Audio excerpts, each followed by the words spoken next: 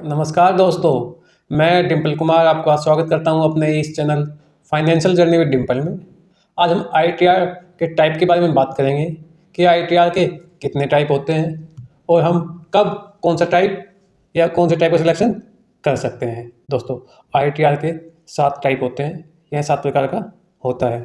ITR 1 से लेकर ITR 7 तक। दोस्तों, कई बार लोग बाग को ये समझ में नहीं आता कि हमें कौन सा आईटीआर फॉर्म भरना चाहिए। वह गलत आईटीआर फॉर्म का सिलेक्शन कर लेते हैं, जिसके कारण इनकम टैक्स की तरफ से उनको नोटिस आता है। इसके कारण उन्हें काफ़ी प्रॉब्लम फेस करनी पड़ती है। लेकिन दोस्तों, इस वीडियो को देखने के बाद आपका सारे कन्फ्यूजन खत्म हो जाएंगे। दोस्तों, अब हम बात करते हैं आईटीआर 1 के बारे में। दोस्तों, आईटीआर 1 को सहज फॉर्म भी कहते हैं। दोस्तों, आईटीआर 1 ज़्यादातर सभी सैलरी पर्सन को पता होगा, क्योंकि ज़्यादातर सैलरी पर्सन आईटीआर 1 का ही सिलेक्शन करते हैं। दोस्तों, आईटीआर 1 ओनली रेजिडेंट इंडिविजुअल के लिए होता है। इसमें ज़्यादातर 4 टाइप के इनकम सोर्स के लिए भरते हैं, जिसमें से पहला है वन हाउस प्रॉपर्टी, मतलब कि जिसकी भी इनकम सिर्फ एक प्रॉपर्टी से आ रही हो। दूसरा है सैलरी या पेंशन से। तीसरा है अदर सोर्स से। चौथा है एग्रीकल्चर इनकम, वो भी सिर्फ 5,000 रुपये तक। इन चारों इनकम को मिलाकर 50 लाख तक की इनकम जिनकी भी हो, वो आईटीआर 1 भर सकते हैं। लेकिन दोस्तों, इसके कुछ अपवाद भी है।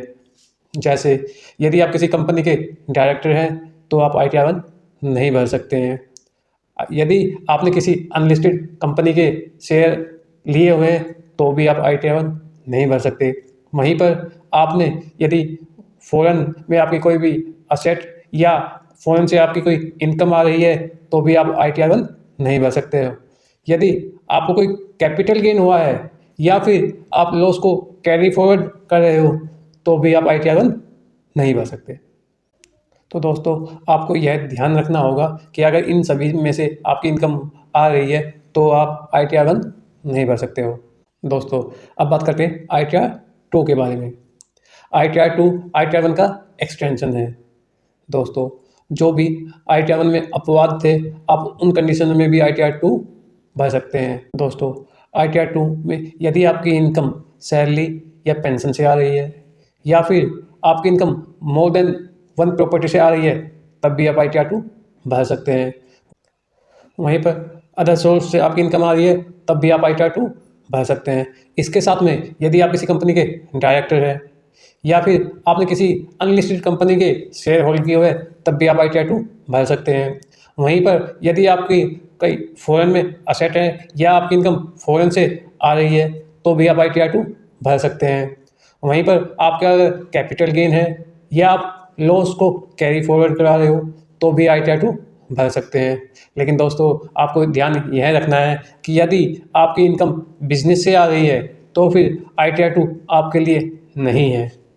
दोस्तों, अब बात करते हैं हम आईटीआर 3 के बारे में। दोस्तों, जैसे आईटीआर 2 आईटीआर 1 का एक्सटेंशन था, वैसे ही आईटीआर 3 आईटीआर 2 का एक्सटेंशन है। यानी आईटीआर 2, आईटीआर 1, आईटीआर 2 और आईटीआर 3 एक दूसरे से लिंक हैं। आईटीआर 3 एप्लीकेबल है only resident individual and HUF के लिए। तो आप आईटीआर 2 में जिन इनकम के सोर्स को दिखा सकते थे, वो सभी आईटीआर 3 के लिए भी एप्लीकेबल है। लेकिन आईटीआर 2 में आप बिजनेस इनकम नहीं दिखा सकते थे, वहीं पर आप आईटीआर 3 में बिजनेस इनकम भी उन सोर्स के साथ दिखा सकते हो। दोस्तों, आईटीआर 3 में आपकी इनकम सैलरी से या पेंशन से भी हो सकती है। आपकी income more than 1 house property से भी हो सकती है। आपकी इनकम अदर सोर्स से भी हो सकती है। आप किसी कंपनी के डायरेक्टर है तो भी आईटीआर 3 भर सकते हैं। यदि आपने किसी अनलिस्टेड कंपनी के शेयर होल्ड किए हुए हैं तब भी भर सकते हैं।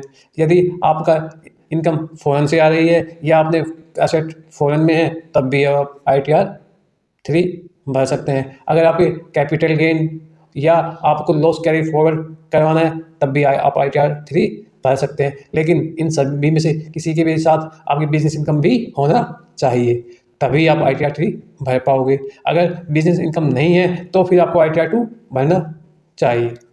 दोस्तों, अब बात करते हैं आईटीआर 4 के बारे में। इसे हम सुगम फॉर्म भी कहते हैं।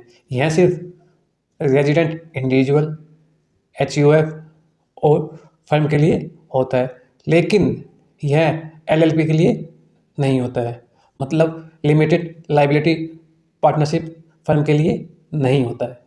इसके लिए आपकी इनकम सैलरी या पेंशन से भी हो सकती है। नंबर 2, आपको ओनली वन हाउस प्रॉपर्टी से इनकम होना चाहिए। नंबर 3, अदर सोर्स भी हो सकते हैं। और नंबर 4, प्रिजेंटिव बिजनेस इनकम भी हो सकती है। दोस्तों, यहाँ पर प्रिजेंटिव बिजनेस इनकम का मतलब है, यदि आप कोई बिजनेस कर रहे हैं और आप बुक्स मेंटेन नहीं कर रहे हैं, तो आप अपने टर्नओवर का एक फिक्स परसेंटेज अपनी इनकम मानकर उसके अनुसार गवर्नमेंट को टैक्स पे कर रहे हैं। दोस्तों, इन सभी टाइप की इनकम को मिलाकर मैक्सिमम 50 लाख तक की इनकम आपकी हो, तभी आप ITR फॉर्म भर सकते हैं। दोस्तों, अब हम कुछ एक्सेप्शन की बात करेंगे, जिन कंडीशन में आप ITR फॉर्म नहीं भर सकते हो। यदि आप किसी कंपनी के डायरेक्टर हैं तो आप ITR फॉर्म नहीं भर सकते हैं। वहीं पर यदि आपने किसी अनलिस्टेड कंपनी के शेयर होल्ड किए हुए हैं तो भी आप ITR फॉर्म नहीं भर सकते हो।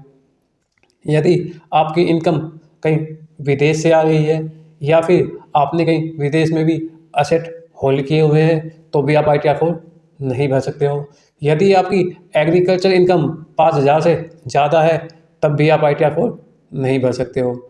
यदि आपको कैपिटल गेन या फिर आपके लॉस कैरी फॉरवर्ड हो रहे हैं तो भी आप ITR फॉर्म नहीं भर सकते हो। तो अब बात करते हैं ITR 5 के बारे में। दोस्तों, ITR 5 एप्लीकेबल है नंबर 1 लोकल अथॉरिटी के लिए, नंबर 2 कोऑपरेटिव बैंक के लिए, नंबर 3 कोऑपरेटिव सोसाइटी के लिए, नंबर 4 फर्म के लिए, number 5 limited liability partnership, number 6 AOP के लिए, नंबर 7 BOI के लिए।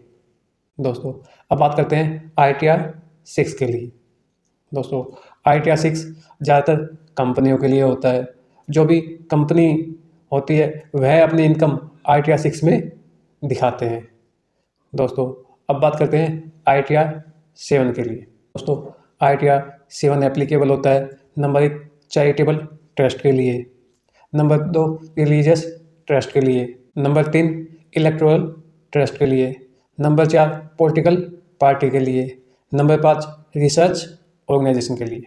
दोस्तों, आशा है आपको सभी ITR फॉर्म के बारे में पूर्ण जानकारी मिल गई होगी।